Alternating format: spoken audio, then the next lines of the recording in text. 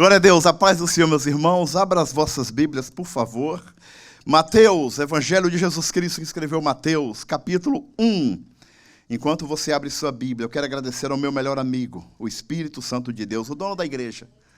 É Ele que faz, Ele que manda, Ele que controla, esse culto é para Ele, é por Ele, através dEle, Ele usa quem quer, não é verdade? O Espírito Santo de Deus, é o nosso pastor, na pessoa do pastor Alci, pastor Ismael, pastor Cássio, pastor Cláudio, toda a mesa diretora. Mateus capítulo 1, versículo 1 diz, só o versículo 1. Livro da genealogia de Jesus Cristo, filho de Davi, filho de Abraão. Amém? Tome o vosso lugar, por favor, meus irmãos. Os estudos que nós estamos tendo durante esses dias é de suma importância e não podia ser mais atual do que agora. Se alguém te pedir prova de Jesus fora da Bíblia, você provaria que Jesus realmente existiu? Mas você não pode usar a Bíblia. Um ateu chegou e disse, eu não creio na Bíblia, eu não creio em Deus, eu não creio em nada disso. Eu disse, me prova que ele não existe. Aí ele pegou a Bíblia, ele começou a citar a Bíblia, eu falei, opa, não, você não pode citar a Bíblia porque você é ateu. Você não pode usar um instrumento que foi escrito por uma pessoa que você não crê. Nós podemos usar a Bíblia. E nós podemos usar a história está do nosso lado. Mateus, os 4 evangelhos, nós estamos na primeira página da sua apostila, Apologética 2, o Jesus histórico, evidências da realidade histórica de Jesus, escrito pelo pastor Sandro, nosso pastor, em Massachusetts, onde está em Milford. Quando você estiver orando por Massachusetts, para em Milford e ora um pouquinho mais por Milford. O Wellington é a Pamela. Nossos filhos. Glória a Deus. Então, meus irmãos, Mateus, Marcos, Lucas e João, eles escrevem sobre esse Jesus. É interessante que Mateus apresenta Jesus como rei. É por isso que Mateus vai lá em Abraão. Porque para você ser rei, você tem que ter sangue azul. Ele vai lá em Abraão, toda a genealogia de Jesus, passa por Davi e entra por Urias. Você sabe o que aconteceu com Urias? E todo aquele sangue real para chegar em Jesus. Já quando você olha Marcos não importa muito com isso. Muito embora era um judeu, não importava muito. Porque ele descreve Jesus, apresenta Jesus como servo. Aquele que veio para servir o Senhor Jesus. Lucas, quando você lê Lucas, muito menos ele preocupa com a genealogia de Jesus. Porque ele apresenta Jesus como 100% homem. Mas quando você chega em João, no Evangelho de João, ele pega Jesus e apresenta o Senhor Jesus como Deus. No princípio era o Verbo estava com Deus, o Verbo era Deus. Se não fosse Ele, nada, você hoje não estaria aqui, eu não estaria aqui, nós não estaríamos respirando gratuitamente oxigênio. Antes de Mateus escrever sobre Jesus, antes de Lucas escrever sobre Jesus, antes de Marcos escrever sobre Jesus, antes de João escrever sobre Jesus, ele já estava lá em Gênesis 1. No princípio criou Deus os céus e a terra. Aquela palavra Deus ali é a palavra em hebraico Elohim, que todas as vezes que aparece a palavra, quer dizer Deus Pai, o Filho e o Espírito Santo. Antes dos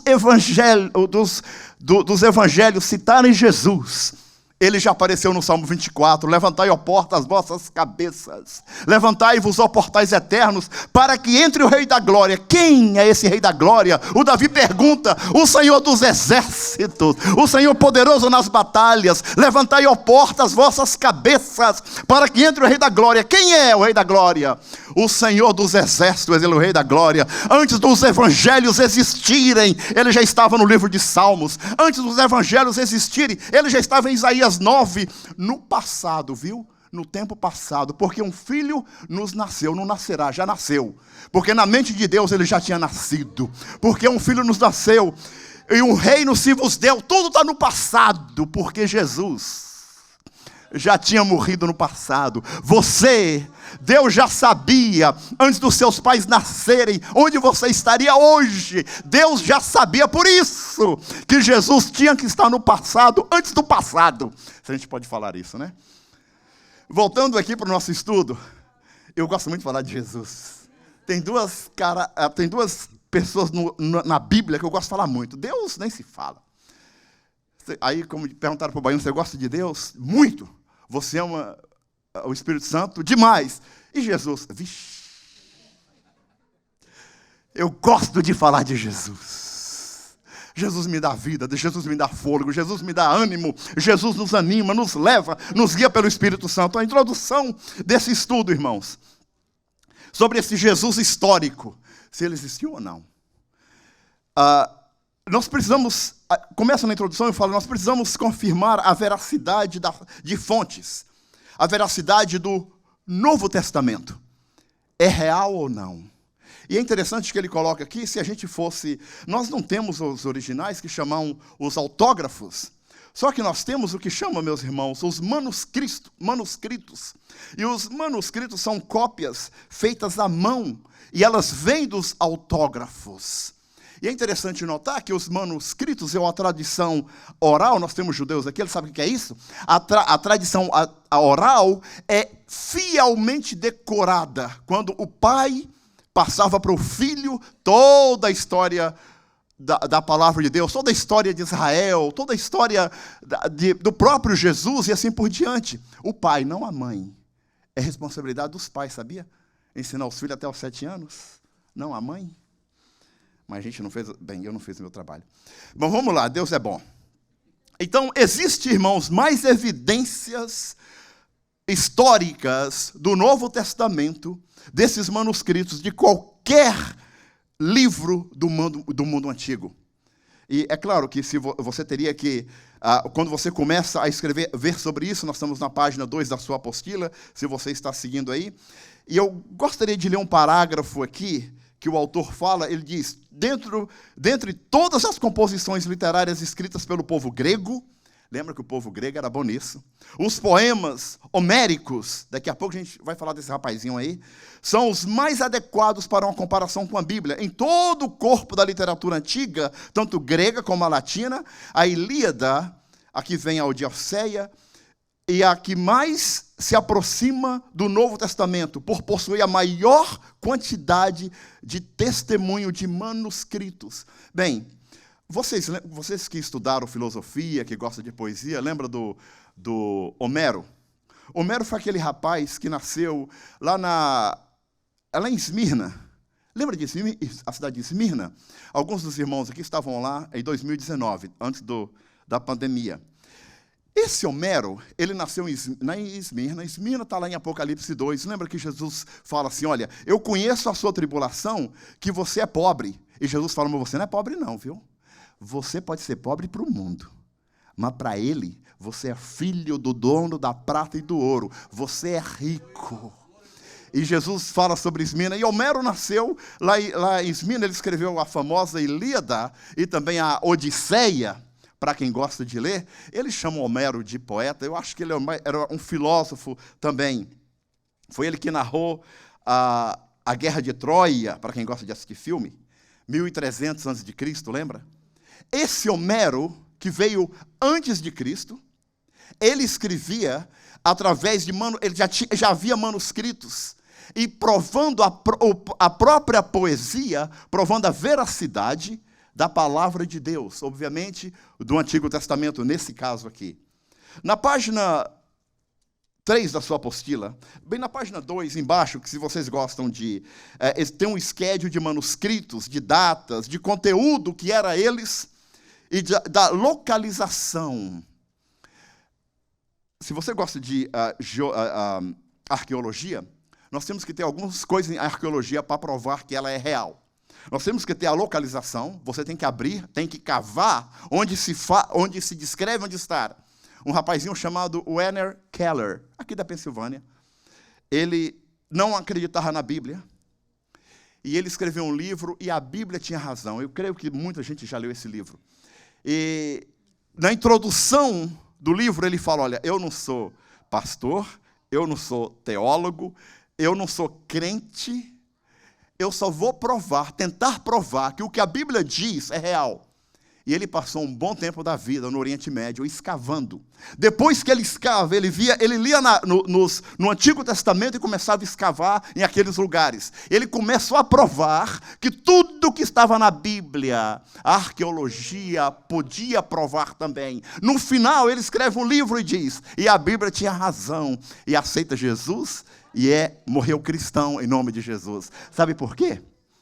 Porque ele tentou provar para ele se realmente o que estava escrito aqui era real.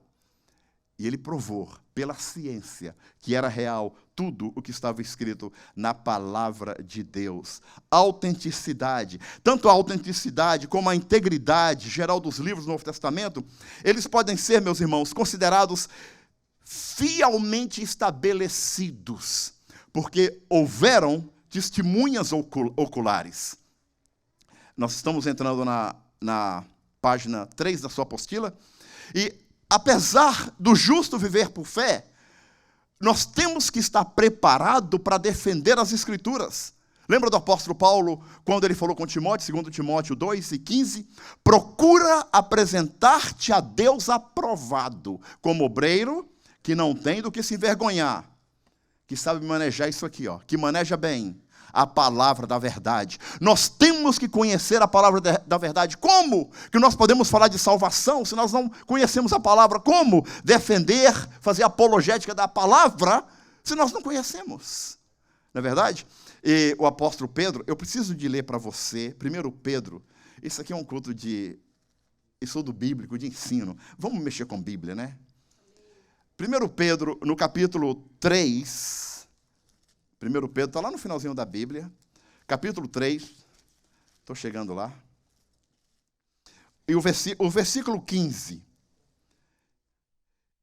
É claro que nós vivemos pela fé, a fé é a nossa locomotiva, é pela fé que nós vemos que as coisas que não existem a gente pode ver, como diz lá em Hebreus, mas vai chegar pessoas que não têm fé, não acreditam em Deus, muito menos na Bíblia, e nós vamos ter que provar para elas, cientificamente, ou historicamente, ou arqueologicamente, que tudo que está aqui é real. Olha o que o Pedro fala para nós, 1 Pedro 3, no versículo 15, diz assim: antes santificai-vos a Cristo como Senhor em vosso coração, estando sempre preparados para responder. A palavra que aparece aqui, responder, é a palavra apologética, para defender.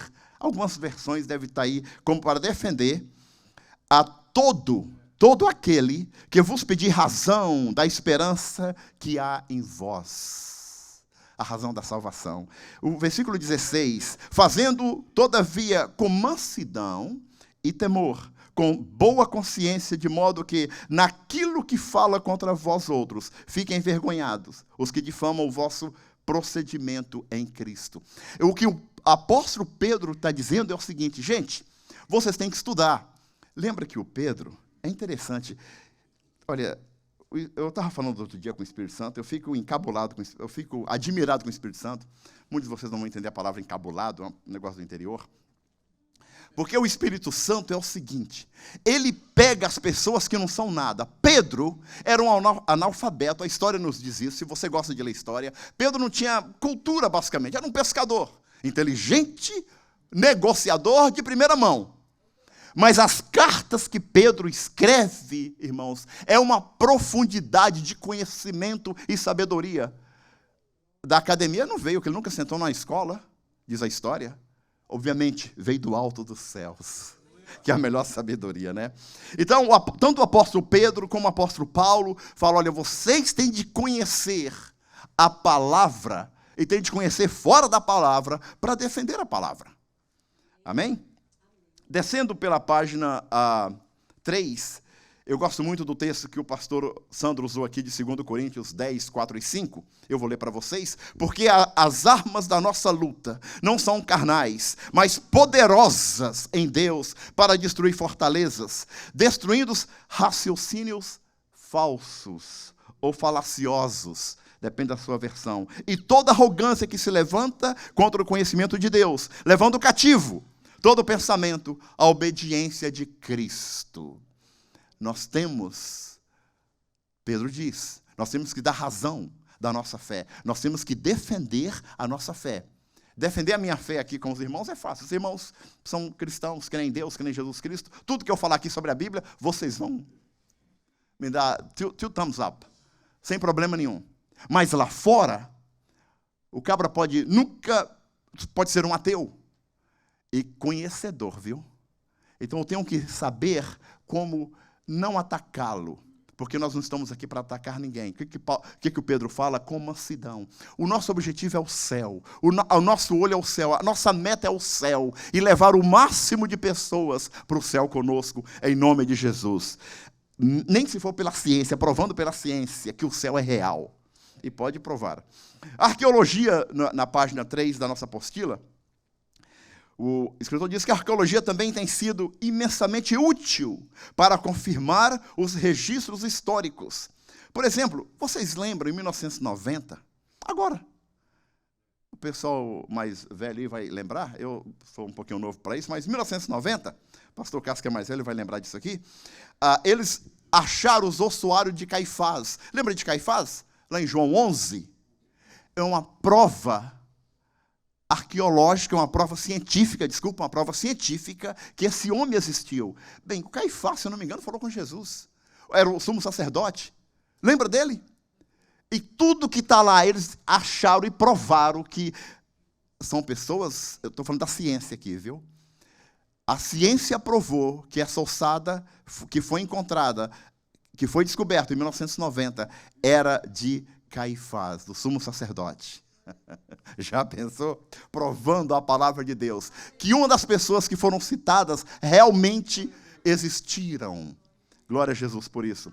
As escavações da piscina de Betesda, olha, eu preciso de ler João 5, porque o João, ele era muito taxativo e específico, não tão como Lucas, mas olha como que João descreve em João 5, o Evangelho segundo escreveu João, nós estamos na página 3 da sua apostila, no capítulo 5, se você está aí, vamos para o versículo 2, e a palavra de Deus diz, ora, existe junto à porta das ovelhas, ele está dando a localidade, a arqueologia tem que ter localização.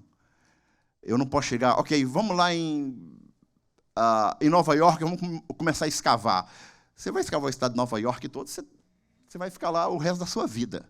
Mas ele fala, junto à porta das ovelhas, um tanque chamado em hebraico Betesda, o qual tinha 5 pavilhões. Por que o João fez isso mais de 2000 anos atrás? Porque Jesus sabia, com certeza, que no ano de 1995, eles iam checar se realmente existia um tanque junto à porta das ovelhas e tinha 5 pavilhões, e descobriram, eles estão lá em Israel, os irmãos que já foram em Israel, já passaram por lá e viu, tem 5 pavilhões, está à porta das ovelhas. Sabe quem provou isso? Não foi a Bíblia, nem pastor, ninguém, foi simplesmente arqueólogos. A ciência provando o que foi descrito aqui, realmente existe. Fugindo um pouquinho do Novo Testamento, você viu agora o que aconteceu? O que a NASA descobriu no ano 2001? Um pedaço de madeira congelado na Armênia. Eles foram datar a madeira, é mais ou menos lá do tempo de Gênesis, interessante, né? E é uma madeira que ela não pode resistir à água. A madeira da arca, ela não era prova de água. Deus é um pouquinho estranho, né? A madeira que Deus mandou a Noé fazer a arca, eu ia falar Moisés, o que Moisés está fazendo na arca, pelo amor de Jesus? A madeira que Deus mandou Noé fazer a arca, ela não era resistente à água, mas era um barco. Como que você faz um barco de madeira que não é resistente à água? Só que tem uma coisa, Deus falou para ele colocar pinche de dentro e por fora, betumar. A palavra pinche é a raiz da palavra expiação. A expiação do Senhor Jesus. A madeira é fraca, mas o que cobre a madeira é forte. Você pode ser fraco, mas o que te esconde, o que te cobre é o sangue de Jesus Cristo. A madeira pode não ser resistente à água, mas o que envolve a madeira, o que esconde a madeira, é uma coisa chamada pinche, betume, que é a mesma raiz da palavra expiação. É bonito isso, né? Glória a Deus por isso. Porque Deus usa as coisas inúteis desse mundo, o imundo, fracas desse mundo, para envergonhar as que pensam que sabem. As que pensam que sabem. Glória a Deus por isso. Então, meus irmãos, voltando aqui na página 3, o professor Stephen Notley, se você gosta de história, esse é um professor britânico, não é cristão, ok? Não é cristão, ainda não é cristão, mas vai ser, em nome de Jesus vai ser, e vai estar no céu com a gente. Em nome de Jesus. Ele prova, foi ele uma das pessoas, um dos geólogos, ele é um geólogo, que provou a precisão de João 5. Isso é muito bonito. Eles simplesmente foram a Jerusalém, foram na Porta das Ovelhas e tentaram ver os 5 tanques. Está lá, foram escavados e foi escrito sobre isso. Glória a Deus por isso. Em 1961, na página 3 da sua apostila também está aí, os arqueólogos italianos, lembram? Que eles descobriram o que chama da Pedra de Pilatos. Pilatos foi aquele que lavou a mão no tempo de Jesus. Se Pilatos existiu, e a Bíblia cita Pilatos, e cita Jesus, eles tiveram uma conversa, lembra? Obviamente, a ciência está provando que esse Jesus, ele realmente existiu, historicamente. Glória a Deus por isso. Glória a Deus. Nós temos então, irmãos, o relato dos primeiros discípulos, os apóstolos também, e dos discípulos do 2º e do 3º século da era cristã. Se você olhar aí embaixo, nós temos alguns relatos, tem um autor aí, para quem gosta disso, o Plínio, o jovem Plínio, lembra? Quando a gente estudou história. Sabe por que chama ele de Plínio, o jovem? Com 18 anos, doutor Alcir, esse homem era um advogado e jurista. E a história fala que os velhos, os mais experientes, né? Os mais experientes advogados, tipo o doutor Alcir, o Plínio conseguia vencê-lo e argumentar contra ele e vencer casos. Por isso que ele é chamado o jovem Plínio. Está na sua apostila também. O Plínio era da Bitínia. A Bitínia era ali na Ásia Menor. Eu acho que a Bitínia está hoje na Turquia, leste europeu. Inclusive, ore pela Turquia. Meu Jesus, não está nada bom lá. E foi o Plínio foi um dos autores aqui, também, que escreveu algumas coisas e defendeu algumas coisas sobre a palavra de Deus no Antigo Testamento, a historiedade da palavra de Deus. Até onde eu sei, o Plínio não confessava a fé. Mas espero que ele já morreu, espero que ele esteja no céu e nós vamos encontrar com ele lá um dia, em nome de Jesus. Entrando na página 3, a página 4 da sua apostila, nós temos alguns períodos na história para provar a veracidade do Senhor Jesus, do Jesus histórico. Tem um rapaz que chama Lee Strobel, e quando você chegar em casa hoje, coloca no Netflix e procura um filme que chama The Case for Christ. Eu acho a evidência, o caso da fé, evidência de Cristo. The Case for Christ. Está em português também. Lee Strobel. É de graça. Assista esse filme. O pastor já cita várias vezes aqui o Lee Strobel. Você sabe, ele não era cristão. Na verdade, a esposa dele, quando converte, ele foi provar que ela era doida. E ele acabou convertendo também, virando doido também. Glória a Deus. O período patrício, por exemplo, nós temos os pais apostólicos, nós temos os apologistas e nós temos os polemistas. Não é petistas, polemistas. Ok? E logo no 1º século, nós temos os pais apostólicos. Os pais apostólicos, meus irmãos, foram aqueles homens que eles foram ensinados ou foram discipulados pelos apóstolos. Eles não conheceram Jesus fisicamente, mas eles chegaram a conhecer os apóstolos. Um deles, e vocês vão lembrar disso aqui agora, é o Policarpo. Lembra do Policarpo? Policarpo foi aquele que estava com 86 anos. E o procônsul da Itália, procônsul romano, chegou no Policarpo gostava muito dele. Gente muito bacana, meu Deus. Gente bacana demais. Eu não conhecia ele não, sabe, pessoalmente, mas a história fala que ele era gente bacana. E o procônsul da Itália chega para ele e fala: Policarpo, nega Jesus, presta honra a César e você está livre. A história fala que o Policarpo olha no cônsul, olha no olho dele, tira o óculos, fala assim: por 86 anos, ele tinha 86 anos, vou colocar aqui para ver as suas carinhas. Por 86 anos, ele nunca me negou. Como que eu posso negá-lo agora?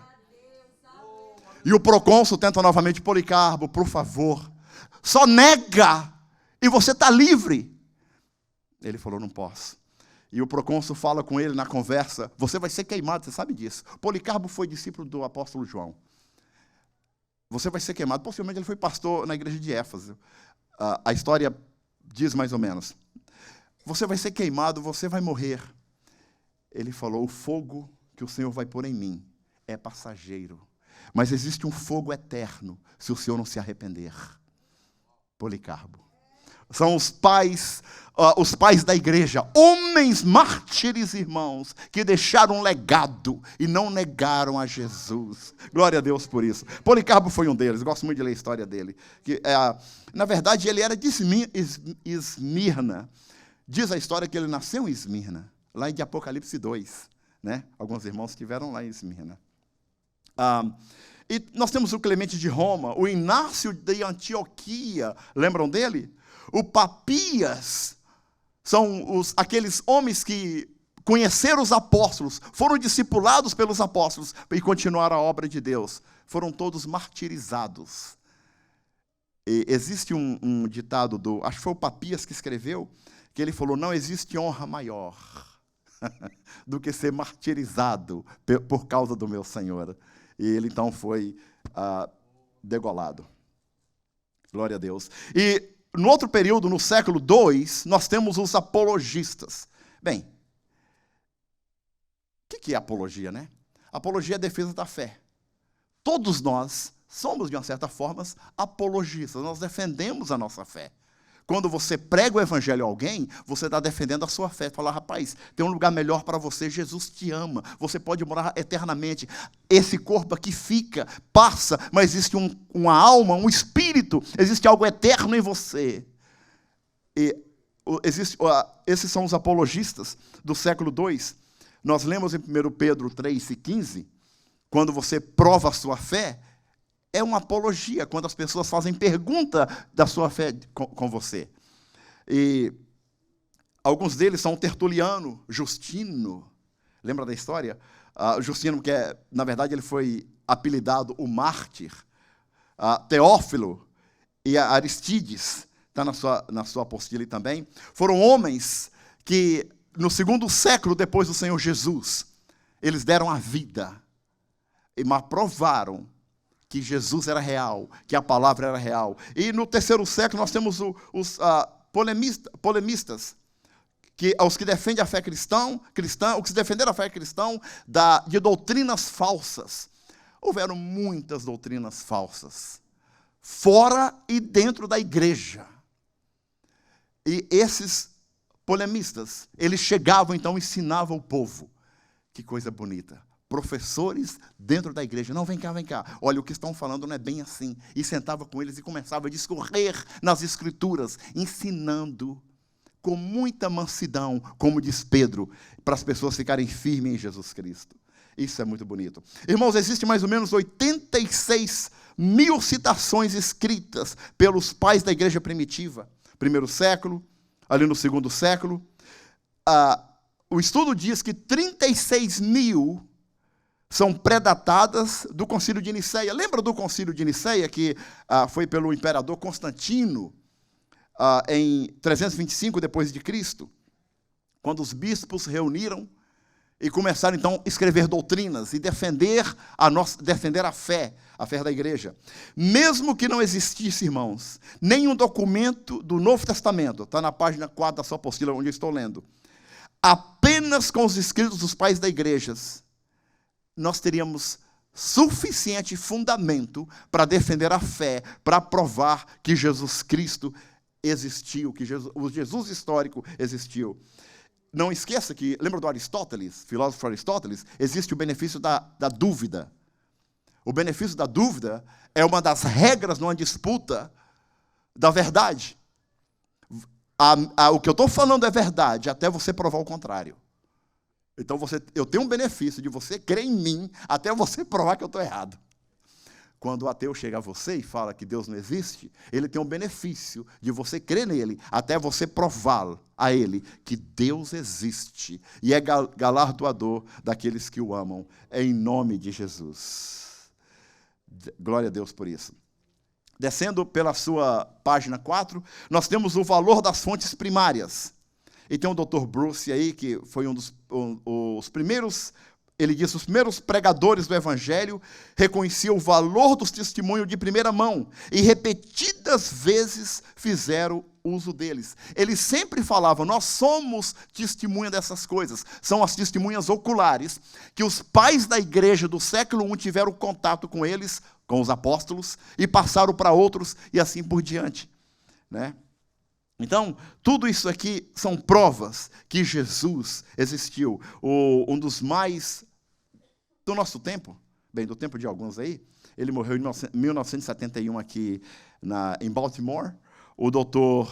William Foxwell Albright, ele nasceu lá no Chile, filho de missionários. Ele nasceu lá no Chile, um dos maiores arqueólogos dos últimos anos.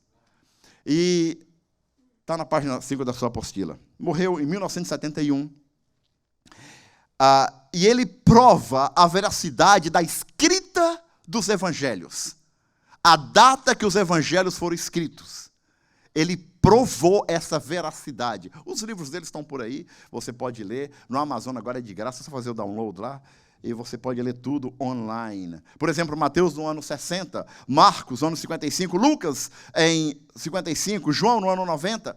Marcos, o primeiro evangelho, lembra que Marcos, aquele menino de Marcos 5, que estava com lençol, seguindo Jesus, e quando eles viram ele saiu correndo e deixou o lençol para trás. Marcos, aquele que lá em Pedro fala, o meu filho Marcos. Diz a história que Pedro ensinava muito ao Marcos, né? E o primeiro evangelho a ser escrito foi o evangelho de Marcos. Possivelmente das citações que o apóstolo Pedro dava para ele. Marcos, o mesmo que está em Atos 12. Lembra quando Pedro estava preso, que as portas se abrem? Tiago tinha sido decapitado e Pedro estava esperando para morrer no próximo dia. Pedro era o próximo, tranquilo. Era o Herodes? Aquele cabra lá, aquele sem coração. Ele estava esperando passar a festa dos judeus para não ter muito tumulto. Agora, irmãos, vem aqui comigo. Fica aí, mas vem aqui no pensamento. Não vai caber todo mundo aqui em cima. Irmãos, pensa comigo um pouquinho. Pedro sabia que ia morrer. Tiago tinha morrido, Atos 12, correto? Pedro falou, sabe de uma coisa? Eu vou dormir, eu vou aproveitar, porque lá no céu eu não vou dormir mesmo, vou ficar com Jesus. Pedro foi dormir, sabendo que ia morrer, só que eles esqueceram que tinha uma igreja como essa, orando por Pedro, e quando a igreja ora, Deus ouve. Quando a igreja ora, Deus levanta, Deus cura câncer. Quando a igreja ora, Deus cura dor de cabeça também. Quando a igreja ora, Deus levanta até defunto.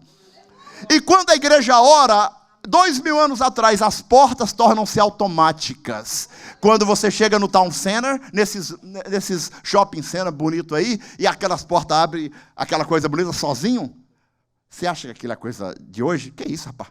Aquela coisa de Atos 12. Em Atos 12, a Bíblia diz que os portões automaticamente abriram, porque uma igreja estava orando e o servo de Deus, eles falaram que ele ia morrer. Eles podem até falar que você vai morrer. Sabe que Deus não falou ainda que você vai morrer. Eles podem até colocar um ponto final na sua vida. Só que Deus pega a caneta e coloca um rabinho no ponto final, vira uma vírgula. Fala, rapaz, você tem muita coisa para fazer aqui, vamos trabalhar. E Pedro foi dormir, esperando que ia morrer. E de repente, lá para meia-noite, Pedro, quando eu chegar no céu, eu vou perguntar isso para ele. Ele estava dormindo um sono tão pesado, irmãos, mas tão pesado, tão gostoso, que ele estava, acho que estava sonhando com o céu. Sonhando com Jesus, andando nas ruas de ouros lá. Eu já pensei nisso. Meu Jesus, quando eu chegar no céu, eu vou dar um abraço em Jesus. De quebrar osso, não. Não pode quebrar osso, né? Dele. Mas Pedro estava sonhando com o céu. Mas o sono era tão pesado, mas tão pesado, está lá em Atos 12, depois você vai lá e lê, que quando ele saiu, os portões abriram automaticamente, quando ele saiu, foi aí que ele acordou. A Bíblia fala que ele despertou e falou, ué, eu estava preso, cadê as cadeias? A mãe falou, rapaz, acorda, Pedro. Aí ele, sabe por onde ele foi? Atos, foi lá para a casa da Maria. Sabe quem era Maria? A mãe do Marcos, que escreveu o Evangelho de Marcos. E aquela mulher era rica. Pensa numa senhora rica, sabe por quê? E crente é rico mesmo. Eu gosto de ver crente rico. Eu conheço uns crentes podres de rico. Glória a Deus. Que fica trilionário não, que só teve um trilionário, diz a palavra de Deus lá em 2 Crônicas 1, que foi Salomão. Não vai ter mais bilionários. Mas ela estava sustentando, todas as pessoas estavam na casa dela, comendo churrasco. E o Pedão chegou lá, e eles nem acreditaram que era ele. Mas era ele. Sabe quem era ela? A mãe do Marcos, que escreveu o Evangelho segundo Marcos. Primo de Barnabé. Olha, ele não era, o Barnabé não era tio dele não, viu? Ele era primo, está lá em Colossenses. Depois você lê lá, que ele era primo. Então, irmão, são evidências que aconteceu. Essas cadeias. Nós estivemos lá em Roma. Nós visitamos algumas cadeias que são citadas aqui na Bíblia. E vocês que estiveram lá em Israel, vocês visitaram. Nós estivemos lá na Turquia. Nós visitamos as cidades de Apocalipse. Estava aqui, está tudo lá. Prova que você, hoje, 2023, você pode ir lá e ver e falar, rapaz, a igreja de Éfeso realmente existiu. A cidade de Éfeso realmente existe. Está lá até hoje. $1.500, você vai lá, pega um voo aqui de Miami, chega lá, fala com o pastor Cássio que ele até paga a sua passagem. Depois você compra para mim lá também. Esquece não. Somebody love. Então, meus irmãos, voltando aqui para o nosso estudo, na página 5, tem que terminar. Indo para a página 6 do nosso estudo, nós vemos os evangélicos sinópticos. Sabe o que significa o termo sinóptico? A gente fala evangelho sinóptico, e não sei o que, essa coisada toda. Umas palavras a gente não entende, né? Facinho.